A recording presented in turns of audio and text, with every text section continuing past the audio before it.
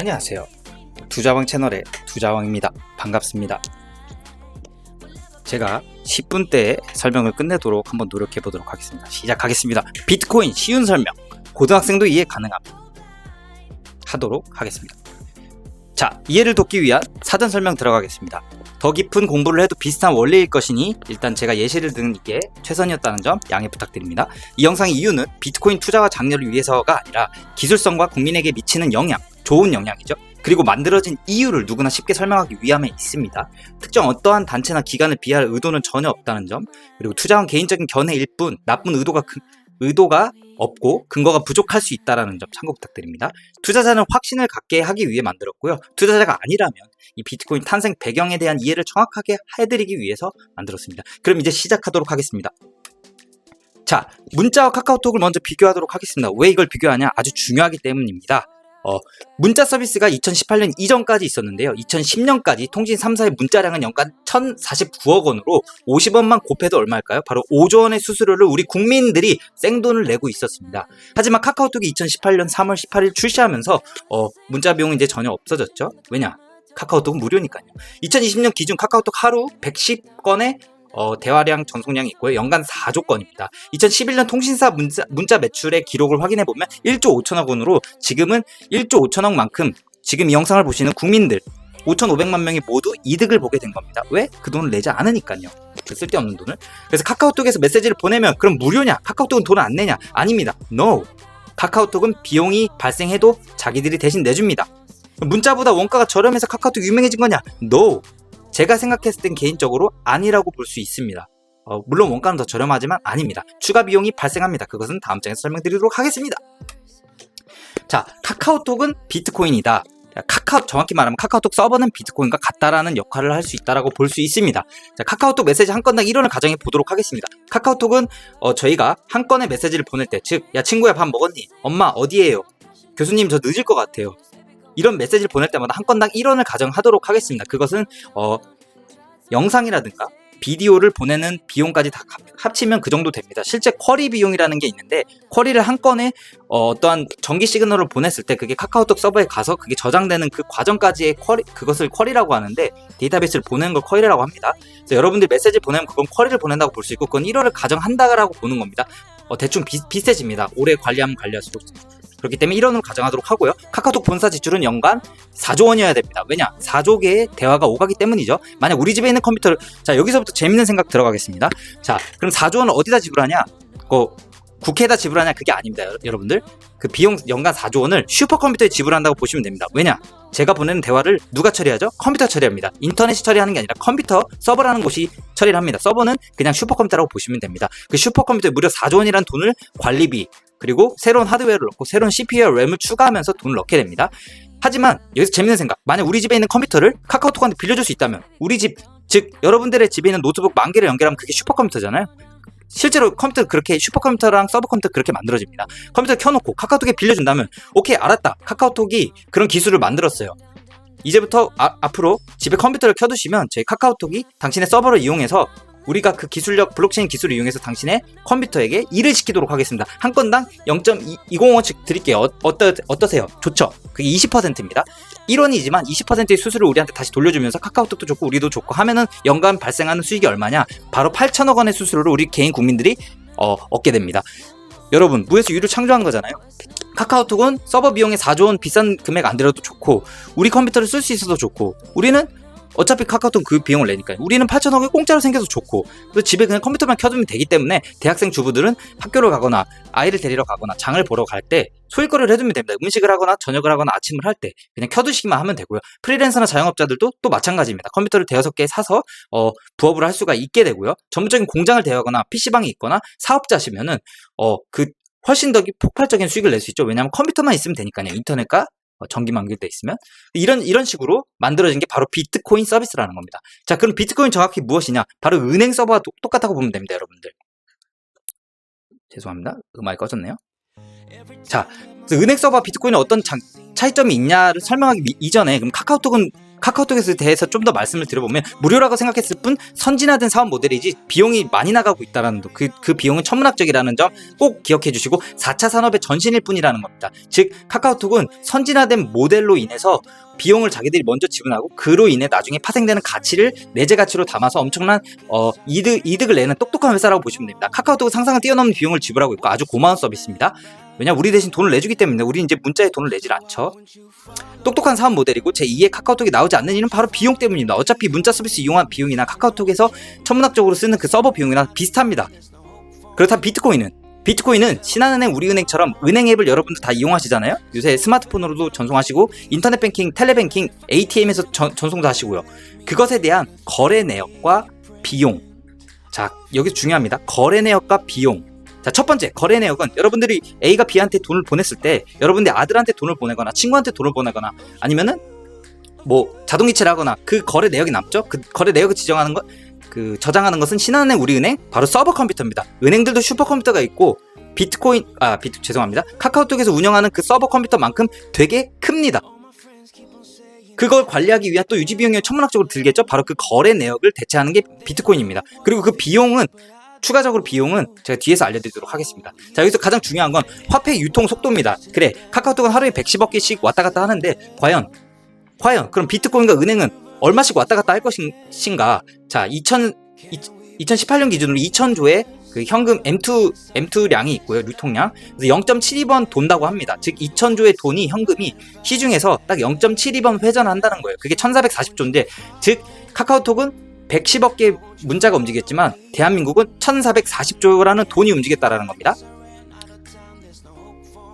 죄송합니다. 제가 흥분한 목소리가 커진데 좀 줄이도록 하겠습니다, 여러분들. 그래서 비트코인은 은행 입출금 거래 내역과 같다라고 볼 수 있습니다. 자, 여기서 다시 설명을 드리자면 은행 입출금 거래 내역은 어떤 차이점이 있냐? 은행 일반 관리비를 보시면 됩니다. 비트코인의 가치는 은행 일반 관리비와 똑같습니다. 왜? 카카오톡의 가치가 바로 통신사 문자 비용의 파이와 똑같았던 겁니다. 왜냐? 카카오톡이 무료로 그 서비스를 만든다면 통신사에서 문자 비용을 우리 국민들이 지불했던 1조 5천억 원의 가치가 있다라는 거 아니겠습니까? 왜냐면 무료이기 때문에 매년 그 정도의 가치를 창출해내는 기업이라는 겁니다. 그렇기 때문에 비트코인의 가치는 은행 일반 관리비와 같다고 볼 수 있고 그것은 이제 통신사 문자 비용처럼 은행 비용입니다. 은행에서 쓰는 돈이죠. 은행이 돈을 많이 써서 운영할 거 아니에요? 그 밑에 보시면 일반 관리비는 은행의 직원 및 인건비 및 복리후생비, 퇴직급여 충당금, 영업점 임차료 및 지점 물건비 등이 있다. 이런 것들 아시면 여러분들 아시겠지만 신한은행이든 우리은행이든 지점이 굉장히 많잖아요. 되게 삐까뻔쩍하고 거기 직원들도 많죠. 그리고 되게 반짝반짝하잖아요. 거기 뭐 경비원분도 계시고 안에 직원들도 많고 보이지 않는 그런 비용들이 많이 나가는데 그 비용을 다 누가 내고 있냐? 우리들이 내고 있습니다. 우리가 고객이잖아요. 자, 신한은행 3년 평균 일반 관리비는 연 3조. 즉 신한은행은 연간 3조라는 돈을 비용을 지불하고 있으면서 우리 은행업을 영위하고 있다는 겁니다. 고객 예금은 280조. 즉 우리 개인들이 걷다 넣는 돈 예치금은 280조라는 겁니다. 그 비율로 따져봤을 때 300조당 3조 정도라고 가정할 수 있으니까 1%가 좀 넘죠. 선진국은 3에서 5% 그 이상으로 늘어난 추세입니다. 즉 은행은 점점 돈을 더 많이 쓰면서 영업을 하고 있다는 겁니다. 누가 그 돈을 쓰라고 했을까요? 저희는 그렇게 쓰라고 한 적이 없습니다. 은행이 돈을 많이 쓰면 왜 불만인데 그 돈을 우리한테 돌려줘야 되니까요. 이자 비용이든 어떤 서비스는 아니면 아무튼 우리한테 줘야지 은행 자체가 그렇게 좋아질 필요는 없지 않습니까? 그런 관점에서 보시면 될 것 같고 높은 비용은 우리의 손해입니다. 바로 문자처럼요. 문자 50원 내고 우리가 왜 썼을까요? 지금 참 미련한 짓이잖아요. 지금 카카오톡 무료니까 합리적인 비용으로 움직여 간다라는 그런 게 있습니다. 즉 문자가 비싸서 우리가 카톡으로 움직였던 것처럼 은행 수수료가 비싸고 관리비가 비용이 비싸면 우리는 우리 돈을 낮은 비용을 더 똑똑하고 더 착한 은행한테 간다라는 거죠. 그게 비트코인이라는 겁니다. 비트코인은 관리비가 0원입니다. 이것은 나중에 논란의 의지가 있지만 일단 0원이라고 보시면 충분히 가능합니다. 채굴 효율이 낮아진다면 즉 지금 뭐 비트코인 전력을 많이 쓴다 뭐다 하지만 그렇다면 자산으로서 효과가 있고요. 움직이지 않으면 됩니다. 채굴 효율이 높아진다면 은행과 똑같아집니다. 은행 입출구 거래량과 똑같아지죠. 비트코인의 수량은 2100만 개로 소수점 8개까지 이게 나눠지고요. 그러면 2100조라고 볼 수 있습니다. 이건 그냥 알려드리는 겁니다. 자, 마지막으로 보시면 고객 지불 비용은 문자가 훨씬 큽니다. 왜냐면 카톡은 무료고 문자는 건당 50원이니까 1조 5천억 원을 냈었죠. 2011년 기준으로. 은행과 코인도 마찬가지입니다. 코인은 0원이고요. 은행은 신한은행만 보더라도 바로 3조 원의 비용을 냅니다. 자, 최근 약 1조 원 상당의 거액 비트코인 송금이 되었는데 송금 수수료가 약 510원 정도로 페이팔 대비 6천만 분의 1입니다. 페이팔은 세계적으로 돈을 송금하는 시스템이고 일론 머스크라는 테슬라의 주인이 만든 겁니다. 그러니까 그만큼 비트코인의 수수료가 낮다는 겁니다. 그 금액이 커질수록 파급적인 효과가 있다는 겁니다. 여러분 1조라는 돈 송금 안 할 것 같죠? 하지만 송금합니다. 테슬라는 합니다. 그래서 경제학적으로 합리적인 비용으로 움직이는 소비자의 심리가 있습니다. 문자가 비싸. 그럼 난 카카오톡 쓸래. 왜 문자 50원이 싫어. 카카오톡 쓸래. 그게 1조 5천억이 원이기 때문입니다. 국민 전체로 간다면. 은행도 마찬가지입니다. 은행 비용이 저렇게 신한은행 하나만 보더라도 3조 원인 걸 보면 코인으로 넘어갈 수 있다는 겁니다. 왜냐? 코인은 관리 비용이 0원이니까요. 운영비가 없습니다. 주인도 없고요. 직원도 없습니다. 그냥 블록체인은 인터넷에 떠돌 뿐입니다. 우리는 그냥 컴퓨터를 키면 언제든 사용할 수 있고요. 비용을 내지 않습니다. 물론 인터넷 비용과 전기세 내는데 그것은 하루에 10원, 100원도 안 됩니다. 이용하기 위해서는요. 그래서 비트코인은 기관과 정부가 관여 불가능하다는 또 다른 장점이 있습니다. 그 설명드리기 앞서서 은행업이 왜 그러면 비트코인이 생겼냐? 은행업의 발전이 더디고 갑과 을이 바뀌었습니다. 언제부터 은행에 가면 우리가 고개를 숙여야지 돈을 빌려줘요. 그리고 신용이 안 좋다 그러면 돈을 안 빌려줍니다. 원래 그러면 안 됩니다. 왜냐? 우리가 지난 몇백 년 동안 그 은행을 믿어줬기 때문에 은행은 우리에게 늘 공평하게 그 리스크를 다 감당하면서 해줘야 되는데 은행이 비용을 많이 쓰고 무려 300조를 예금하면 3조를 자기들이 쓰기 때문에 물론 비용은 당연히 나가야겠지만 너무 커져버린 겁니다. 은행이. 그러니까 한마디로 둔해지고 안 좋아졌기 때문에 우리는 상대적으로 더 좋은 문자보다 더 싸고 좋은 카톡을 쓴 것처럼 은행보다 더 싸고 좋은 코인으로 몰려간다는 겁니다. 비트코인은 기관과 정부가 관여 불가능한 가장 큰 장점이 있는데 이것은 무슨 장점이 있냐? 기관과 정부가 참여하면 아무튼 이권 때문에 참여할 수도 있고 여러 가지 부정적인 영향이 있습니다. 왜냐? 은행도 영업을 잘할 수 없게 됩니다. 이거 하지마, 저거 하지마, 이건 안 돼, 저건 안 돼. 이래버리면 은행도 제대로 할 수가 없는 겁니다. 하지만 비트코인은 그게 불가능하죠. 간접 관여를 할 수 있습니다. 세금을 매긴다든가 이런 할 수가 있지만 인터넷이 열려있는 한 절대로 막을 수 없기 때문에 영향은 미미하다고 볼 수 있습니다.